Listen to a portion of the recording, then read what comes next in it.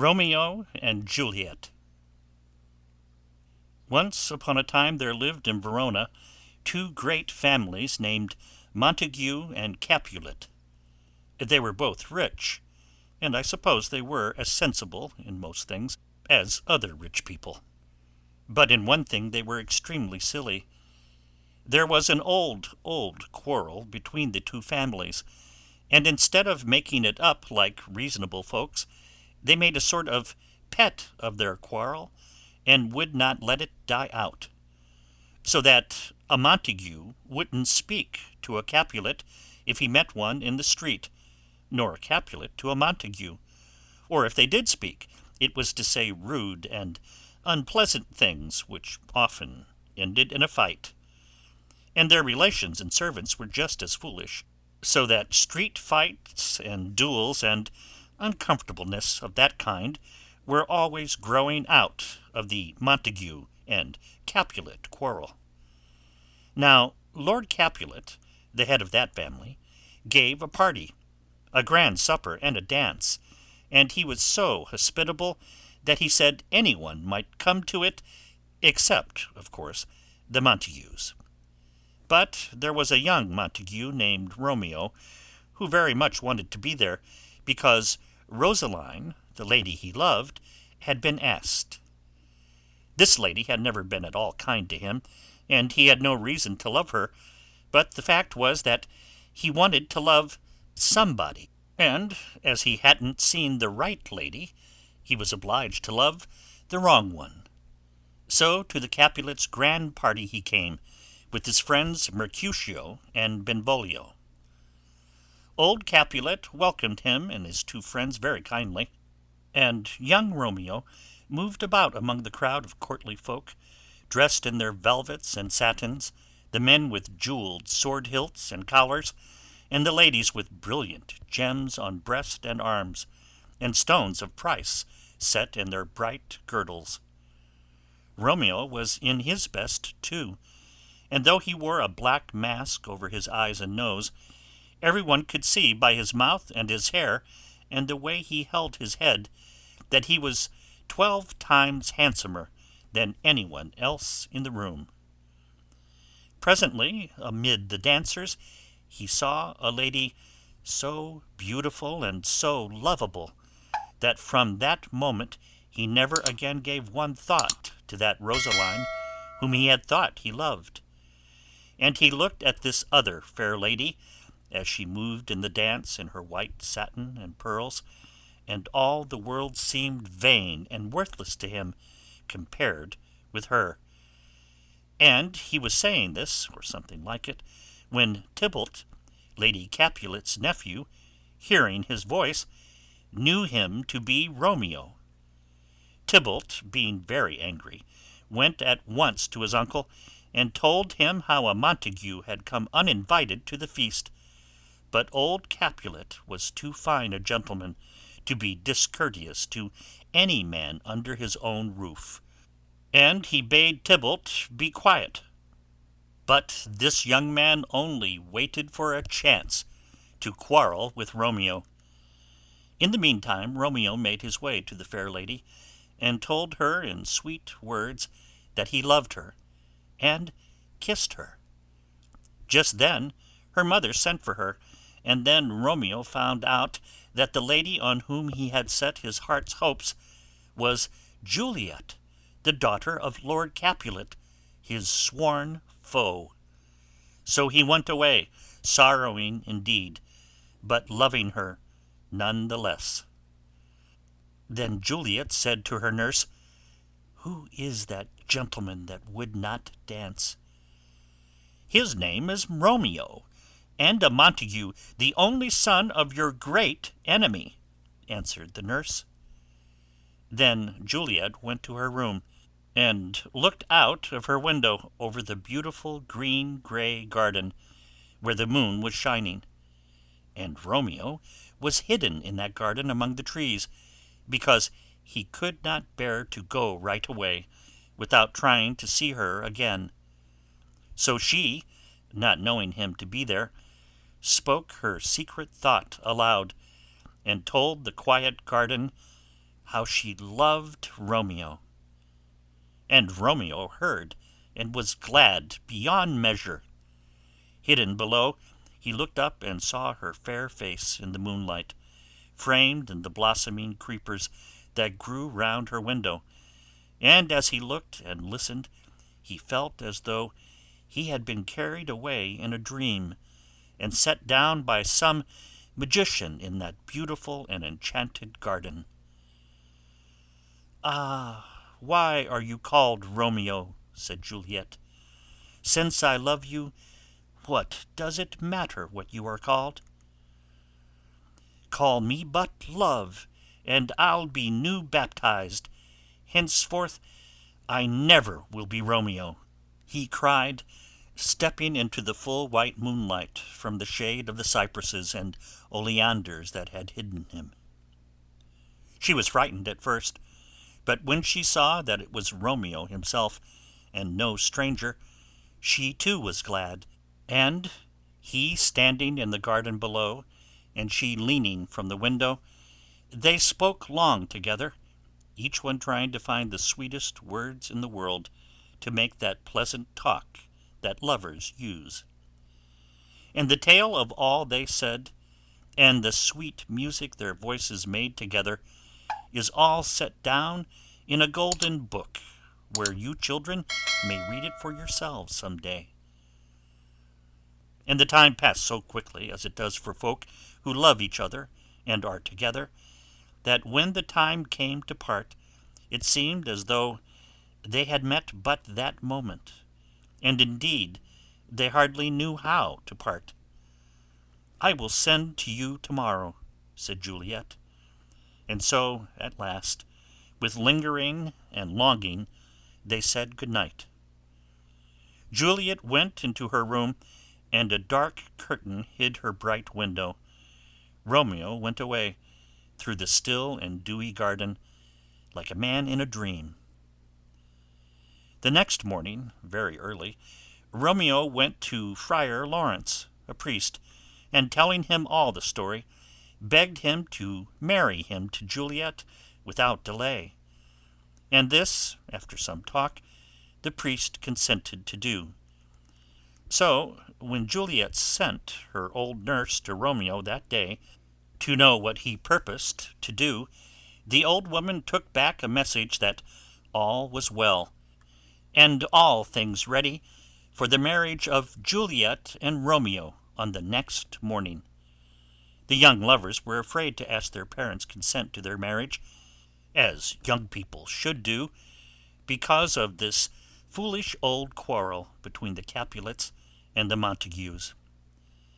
And Friar Lawrence was willing to help the young lovers secretly, because he thought that when they were once married, their parents might soon be told, and that the match might put a happy end to the old quarrel. So the next morning, early, Romeo and Juliet were married at Friar Lawrence's cell, and parted with tears and kisses. And Romeo promised to come into the garden that evening, and the nurse got ready a rope ladder to let down from the window, so that Romeo could climb up and talk to his dear wife quietly and alone. But that very day a dreadful thing happened. Tybalt, the young man who had been so vexed at Romeo's going to the Capulets' feast, met him and his two friends, Mercutio and Benvolio, in the street, called Romeo a villain, and asked him to fight. Romeo had no wish to fight with Juliet's cousin, but Mercutio drew his sword, and he and Tybalt fought, and Mercutio was killed.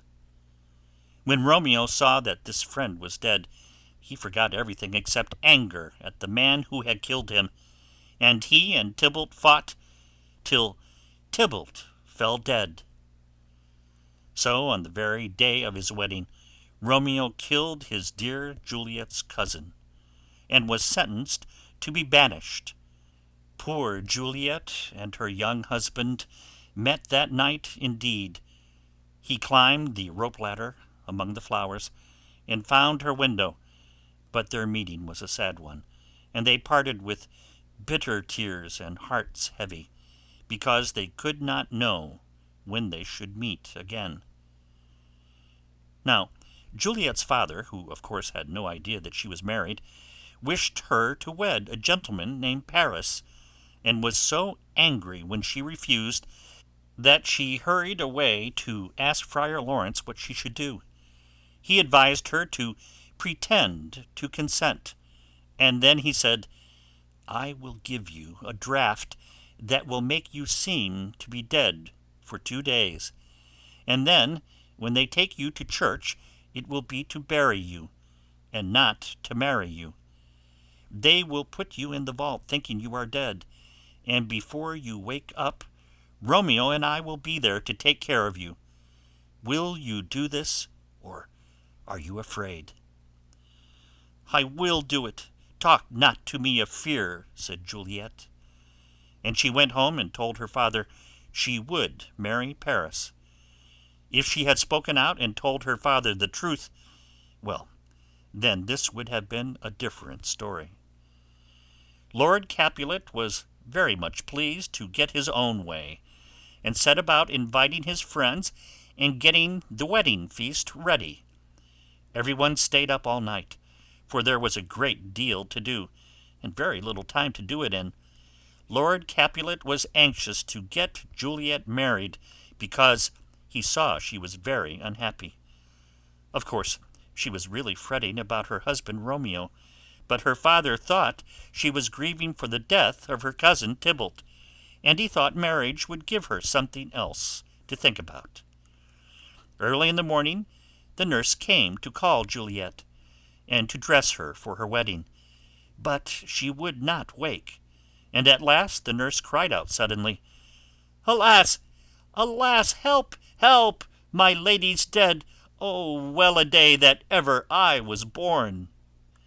Lady Capulet came running in, and then Lord Capulet and Lord Paris, the bridegroom. There lay Juliet, cold and white and lifeless, and all their weeping could not wake her. So it was a burying that day, instead of a marrying. Meanwhile, Friar Lawrence had sent a messenger to Mantua, with a letter to Romeo, telling him of all these things, and all would have been well, only the messenger was delayed, and could not go. But ill news travels fast. Romeo's servant, who knew the secret of the marriage, but not of Juliet's pretended death, heard of her funeral, and hurried to Mantua to tell Romeo how his young wife was dead and lying in the grave. "Is it so?" cried Romeo, heartbroken. "Then I will lie by Juliet's side tonight." And he bought himself a poison, and went straight back to Verona. He hastened to the tomb where Juliet was lying. It was not a grave, but a vault. He broke open the door, and was just going down the stone steps that led to the vault, where all the dead Capulets lay, when he heard a voice behind him, calling on him to stop. It was the Count Paris, who was to have married Juliet that very day. "How dare you come here and disturb the dead bodies of the Capulets, you vile Montague?" cried Paris. Poor Romeo, half mad with sorrow, yet tried to answer gently. "You were told," said Paris, "that if you return to Verona, you must die." "I must, indeed," said Romeo. "I came here for nothing else. Good, gentle youth, leave me. Oh, go before I do any harm. I love you better than myself. Go, leave me here." Then Paris said, "I defy you, and I arrest you as a felon." And Romeo, in his anger and despair, drew his sword. They fought, and Paris was killed. As Romeo's sword pierced him, Paris cried, "Oh, I am slain! If thou be merciful, open the tomb and lay me with Juliet." And Romeo said, "In faith, I will." And he carried the dead man into the tomb and laid him by the dear Juliet's side. Then he kneeled by Juliet and spoke to her and held her in his arms and kissed her cold lips, believing that she was dead, while all the while she was coming nearer and nearer to the time of her awakening.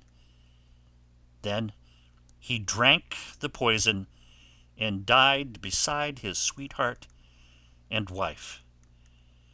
And now came Friar Lawrence, when it was too late, and saw all that had happened, and then poor Juliet woke out of her sleep to find her husband and her friend both dead beside her. The noise of the fight had brought other folks to the place too, and Friar Lawrence, hearing them, ran away, and Juliet was left alone. She saw the cup that had held the poison, and knew how all had happened, and since no poison was left for her, she drew her Romeo's dagger and thrust it through her heart, and so, falling with her head on her Romeo's breast, she died. And here ends the story of these faithful and most unhappy lovers. And when the old folks knew from Friar Lawrence of all that had befallen, they sorrowed exceedingly, and now, seeing all the mischief their wicked quarrel had wrought, they repented them of it, and over the bodies of their dead children they clasped hands at last, in friendship and forgiveness. Now it's the end of the story. Please like and subscribe to my channel and press the bell icon to get new video updates. Bye bye!